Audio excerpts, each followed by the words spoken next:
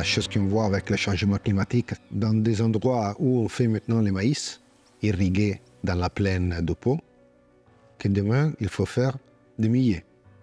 C'est-à-dire, il faut vraiment changer l'agriculture industrielle qu'on a maintenant, surtout dans la vallée du Pau, qui utilise trop d'eau pour le maïs, pour après donner le maïs aux cochons, aux animaux et tout ça. Ça, c'est un système qu'il faut changer, ou il y aura la crise. On le voit très bien parce que l'année passée, ça a été vraiment une manque d'eau incroyable dans la zone du Pau. Et beaucoup de gens avec lesquels on travaille, qui font des riz en bio, ont perdu la moitié des récoltes. Parce qu'il y a eu un moment en Italie, dans le nord, où les coopératives publiques qui géraient l'eau ont dû décider si donner l'eau aux citoyens pour les villes ou aux paysans pour les riz.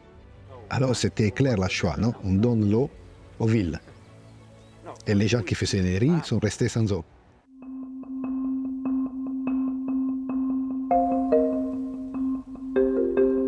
Mais le problème, c'est qu'on n'a pas vraiment changé. C'est-à-dire, même s'il y a eu des situations de crise, ils ont continué à faire du maïs, ils ont continué à pomper l'eau de la plaine du Pau. L'eau de la mer Adriatique a commencé à remonter vers le fleuve, c'est-à-dire les sels. On a commencé à saliniser parce qu'on pompe trop. Mais personne n'imaginait de changer le système. Parce qu'on pense que oui, cette année c'est comme ça, l'année prochaine ça va être mieux, non, ça... Et si on arrête, il faut commencer à imaginer qu'est-ce qu'on fait à la place, non? Alors c'est là où la diversité, même nous, on peut jouer un rôle. Parce que oui, on peut avoir les millets, mais quel millet? Quelle variété? Où on va les prendre, non? Et alors il faut faire tout un travail de recherche participative pour voir quelle agriculture demain on va mettre là où on doit utiliser moins d'eau. Il faut aller prendre des espèces, peut-être que maintenant on cultive dans l'Afrique du Nord, ou en Jordanie, en Syrie, en Inde.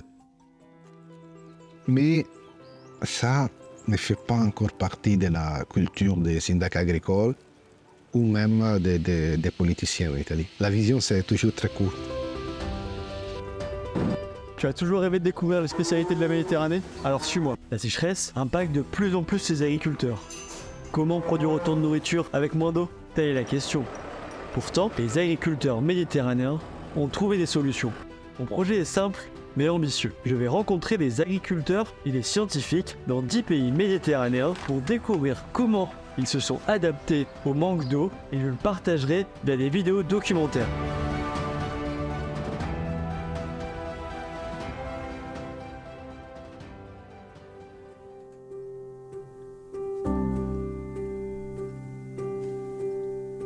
Je m'appelle Riccardo Bocci, je suis agronome. J'ai fait mes études ici à Florence, où on est. Nous sommes dans le siège du réseau Semences Italiennes Rete Semirurali. Dans ce moment-là, on a 38 organisations qui sont membres du réseau au niveau italien. On a commencé à mettre dans notre parcours l'idée de l'innovation. Pas seulement conserver les variétés anciennes, mais essayer d'innover dans l'agrobiodiversité. Et alors l'innovation qu'on a fait, c'est une idée qui revient du pays du Sud, qui a été développée dans les années 70, qu'on appelle sélection participative, qu'on ne faisait pas ici en Italie, en France, en Europe. Et alors on a commencé à travailler avec les chercheurs en Italie et dans les autres pays européens pour développer des variétés qui étaient bien adaptées à l'agriculture bio. Parce que ces années-là, il y avait une forte discussion sur quelles semences pour la bio. Il y avait toute une partie aussi du monde bio, mais scientifique surtout, qui pensait que les meilleures variétés conventionnelles, c'était aussi les meilleures variétés en bio. Mais il y avait une partie du monde bio, de la bio qui disait non, il faut faire de la recherche en bio et développer des variétés qui sont bien adaptées à la bio. Et ça, c'est aussi lié à la question de la gestion de l'eau.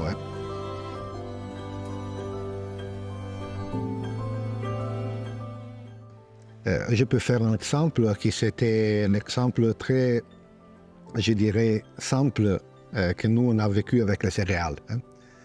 Les variétés modernes des céréales qui cultivaient la plupart des paysans, même en bio en Italie et un peu partout en Europe, étaient des variétés qui avaient la taille très courte, avec un système de racines qui était très superficiel.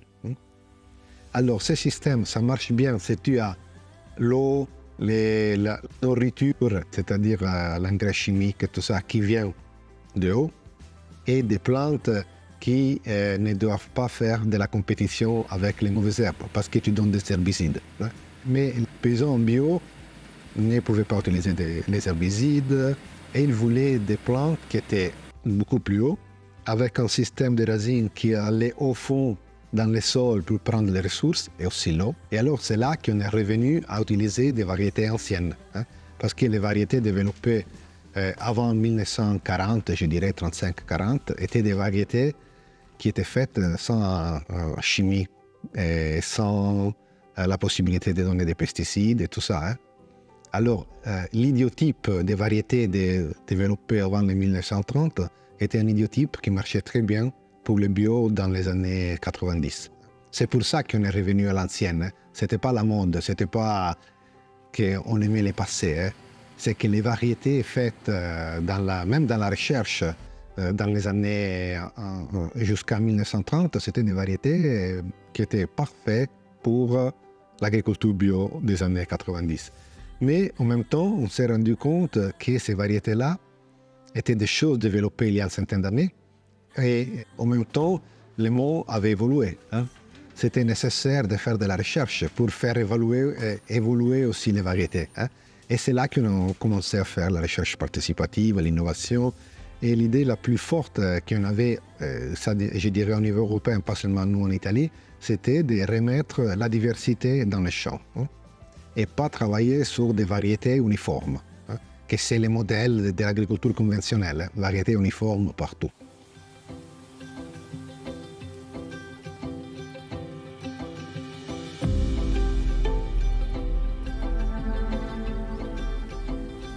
On a vu avec les céréales, si tu changes des variétés et tu passes des variétés modernes à variétés anciennes, après tu dois aussi, comme paysan, imaginer les marchés pour tes grains ou ta farine. Parce que si tu imagines de vendre les grains ou la farine des variétés anciennes au même boulanger qui achetait avant ta farine des variétés conventionnelles, tu n'as rien compris.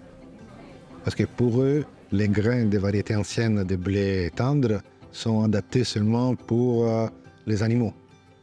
Ils ne sont pas bien adaptés pour faire le pain.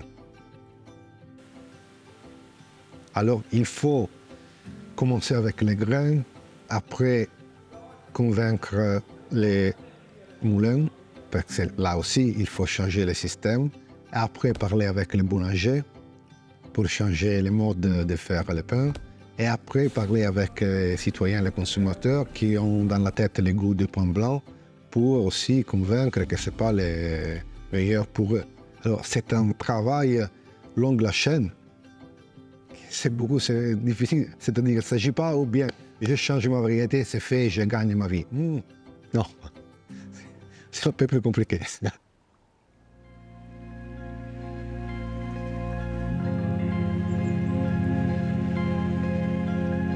Pour en savoir plus sur ces variétés anciennes, j'ai donc été à la rencontre d'un agriculteur en Toscane qui a été l'un des pionniers en Italie. Je me rappelle Rosario Floridia. J'ai fait partie de la ferme Floridia et nous sommes deux frères et nous avons aussi une collaboration avec autres 5 fermes qui sont autour de notre ferme. Nous faisons la rotation 2 années de légumineuses et 1 année de blé. Nous cherchons d'utiliser les légumineuses de forage pour faire le foin, c'est-à-dire soulla, trèfle, parce qu'ici c'est des terrains avec l'argile et beaucoup de choses ne viennent pas. L'année après, nous semons les pois chiches, les lentilles dans la plaine, les petits pois et les féveroles noirs qui vont pour le bétail. Mais les pois chiches, les pois verts, la lentille et aussi la chichère qui a une chose particulière Abruzzo, Molise, dans les studios d'Italie. Nous faisons la sélection entre notre atelier et nous vendons ensemble les farines, à la pâte. En 2009, nous avons décidé de s'aimer seulement grains d'anciennes variétés. Et à partir de cette date-là, nous avons accéléré pour faire la transformation de cette blé. Et alors, il est né les fours dans la ferme et aussi les laboratoires, l'atelier pour les pâtes. Nous avons vu dans les dernières 3-4 ans qu'il y a été vraiment des saisons extrémiques. L'année avant, chaud, vraiment chaud, mais pour beaucoup de temps. Et là, vraiment, nous avons vu la différence entre les blés modernes et les blés de la population. C'est-à-dire, les blés modernes, ils ont vraiment souffert. Quelqu'un n'a vu pas la production parce qu'ils ont donné la fumée chimique, les désherbants et autre chose aussi pour les maladies, mais pas la pluie, beaucoup de chaleur et la plante, il est presque séché. Et les nôtres, non, sont restés bien parce que les racines sont très fortes et ils vont dans la profondité et aussi l'autour de la plante, c'est important pour les mauvaises herbes.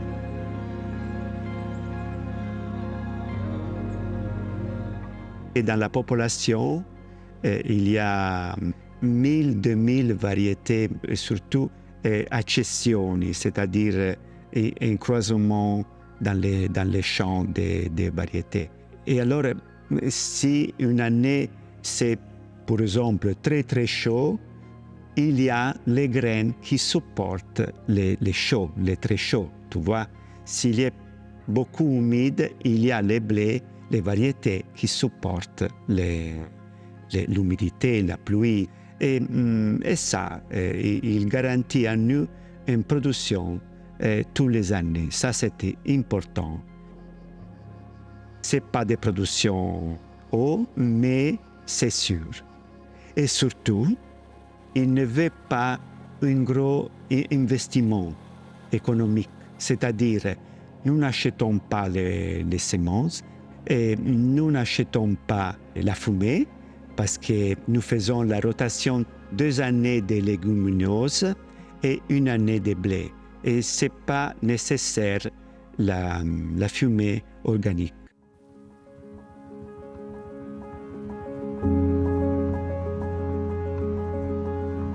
En 2018, nous avons vu dans notre ferme toutes les populations s'aimer et nous avons vu que la plus belle population, c'est notre population.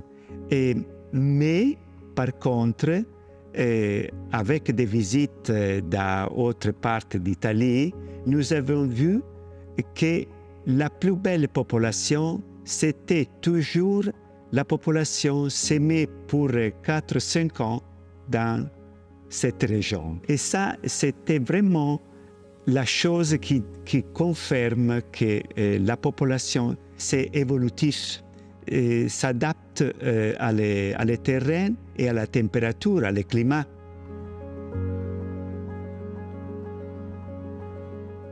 Les variétés anciennes qui ont un type de gluten différent, qui ont un taux de protéines différent des variétés modernes, qui ont beaucoup d'antioxydants, que tu as envie de garder les germes, le blé, dedans. Tu as envie de faire une farine qui est une farine différente. Hein? Et quand tu vas acheter la farine au supermarché, ce n'est pas des farines, c'est des poivres blancs que tu peux garder chez toi à la maison 3 ans sans problème. Hein? Mais il n'a rien de nutritionnel, cette farine-là. Si tu changes le système, tu as envie de faire une farine qui a aussi des protéines, qui a aussi de l'huile, qui a aussi des germes. Alors pour le faire, le mieux c'est faire les moulins à pierre. Avec un système, peut-être tu peux faire un peu de pierre, un peu de cylindre, il y a tout un système qu'ils ont inventé dans ce temps-là.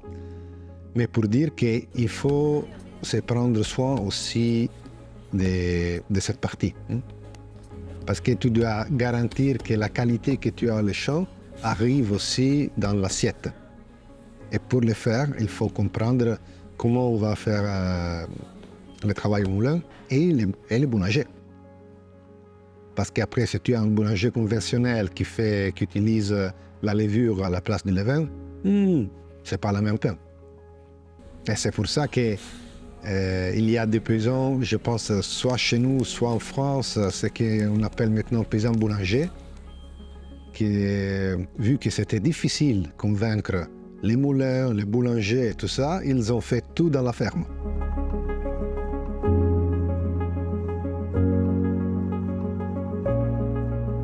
Si tu as une population, les paysans, ils ont les sèmes. Ils ne doivent pas acheter les sèmes qui sont faits pour avoir un kit de chimie.